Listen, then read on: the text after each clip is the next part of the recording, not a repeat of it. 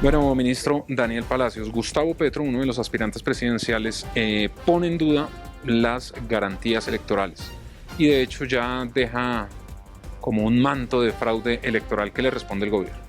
Bueno, lo primero es decir que aquí se han dado todas las garantías para que el proceso electoral, que además es de la organización electoral, trascienda y se realice con la mayor transparencia y con la mayor tranquilidad.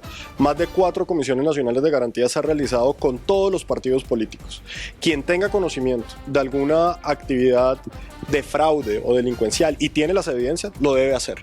Lo que no puede pasar es desacreditar el sistema electoral anteponiendo que va a haber un resultado que no es favorable para uno. Quiere decir, si es favorable, el proceso electoral es confiable. Si no es favorable, existe un fraude.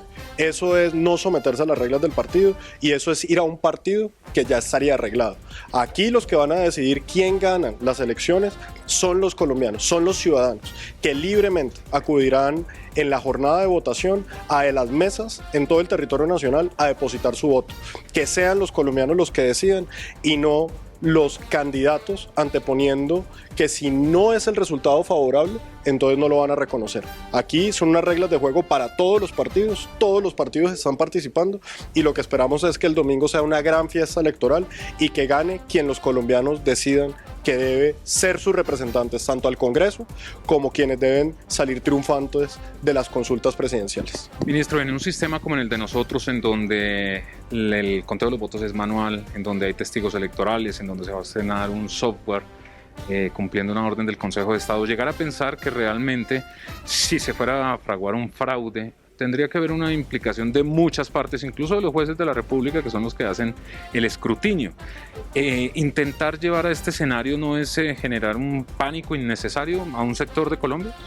Lo primero que hay que decir es que las elecciones colombianas son confiables y han sido confiables durante más de 50 años. Son más de 13 candidatos presidenciales que han sido electos en esos últimos 50 años, en donde de manera clara los colombianos han acudido y ha sido su voto el que ha elegido al presidente y el que ha elegido el Congreso. Lo importante es, ante cualquier información que se tenga de compra de votos, que se tenga de constreñimiento electoral, lo que debe darse es la denuncia inmediata y la denuncia para que la justicia pueda operar y pueda prevenir, mitigar y sobre todo judicializar al responsable. Pero nuestro sistema electoral es un sistema electoral que es manual. Eso no es un sistema electoral en donde hay un voto electrónico.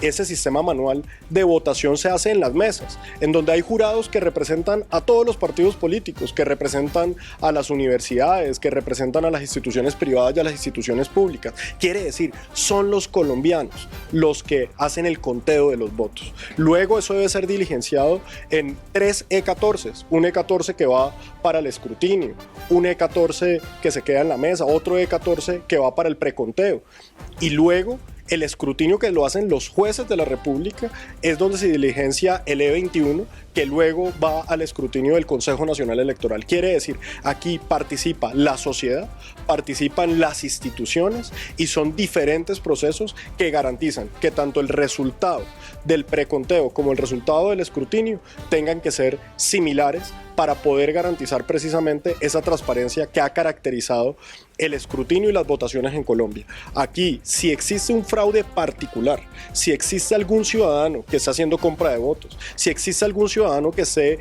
violentando las normas electorales, hay que denunciarlo y la justicia debe operar frente a eso.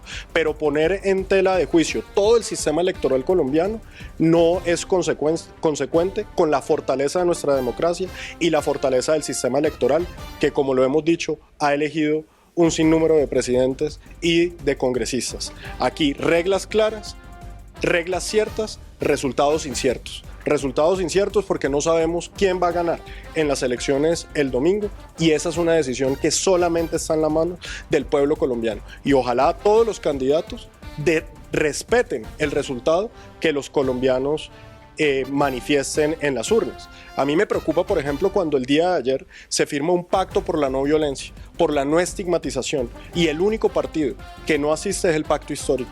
Así no se construye, así se divide, así no se genera unión frente a la democracia, sino que se pone en duda las instituciones y la democracia. Aquí la invitación es que el domingo todos salgamos a ejercer el voto y que gane quien en mayorías y en sana democracia logre la votación.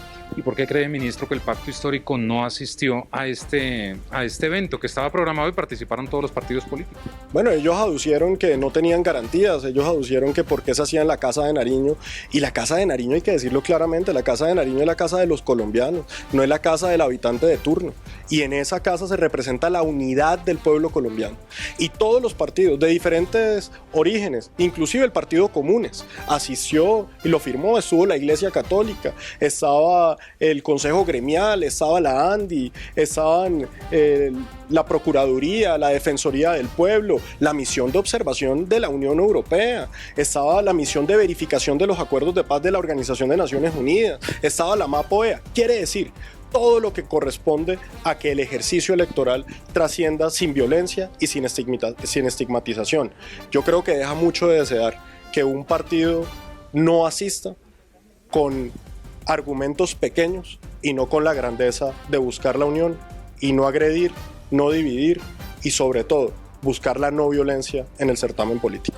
Y es que por esto que ocurrió ayer y las declaraciones de Gustavo Petro, hay sectores que están indicando que sencillamente el pacto histórico quiere ambientar, dado el caso de que no obtengan la presidencia de la República, decir que hubo fraude y no reconocer los resultados. Eso sería muy grave para una democracia. Pues es que es muy grave para una democracia, y yo he puesto el ejemplo de un partido de fútbol.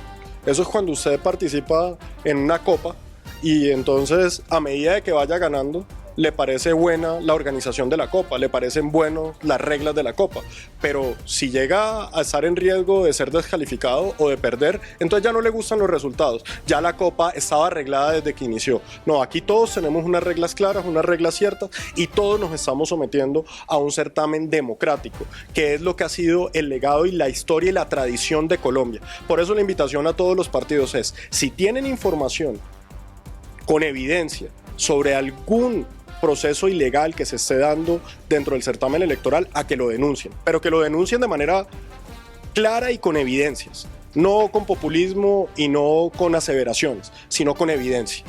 Y ahí se tomarán los correctivos y las acciones judiciales.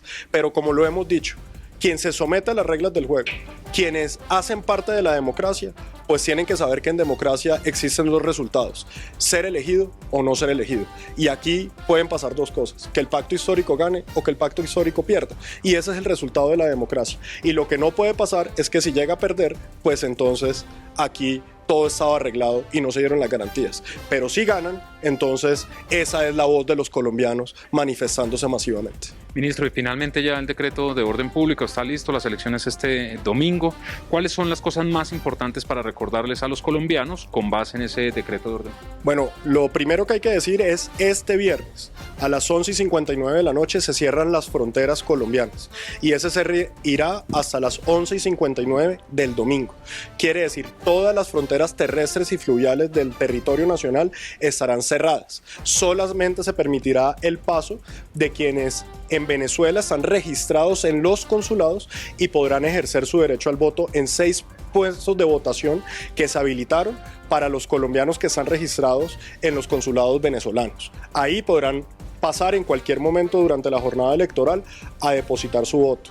Segundo, ley seca a partir de este sábado a las 6 de la tarde y que irá hasta las 6 de la mañana del lunes. Ley seca en todo el territorio nacional, precisamente como parte de los dispositivos de fuerza pública y de orden público para garantizar la tranquilidad y la seguridad de las elecciones. Tal vez esos dos mensajes son importantes. Segundo, que los gobernadores y los alcaldes deberán adoptar las medidas en materia de alteración del orden público en donde se llegase a presentar, y que como gobierno nacional lo más importante es transmitirle a todos los colombianos que son más de 240.000 hombres que están dispuestos en el Plan Democracia para la seguridad de las elecciones, que tenemos cubierto las 122.000 mesas que están dispuestas, los más de 12.000 puestos de votación para que todos los colombianos puedan salir a ejercer su derecho al voto, y además obviamente respetar todas las normas adentro de las mesas de votación. Por ejemplo, no tomar fotos, por ejemplo, que solamente podrán entrar acompañados quienes sean mayores de 80 años o tengan alguna discapacidad. Y sobre todo, yo creo que la invitación es a votar el domingo, y que el domingo la democracia colombiana muestre nuevamente por qué es un Estado sólido, porque es una democracia que respeta al mundo y una democracia que cada día se ve más fortalecida.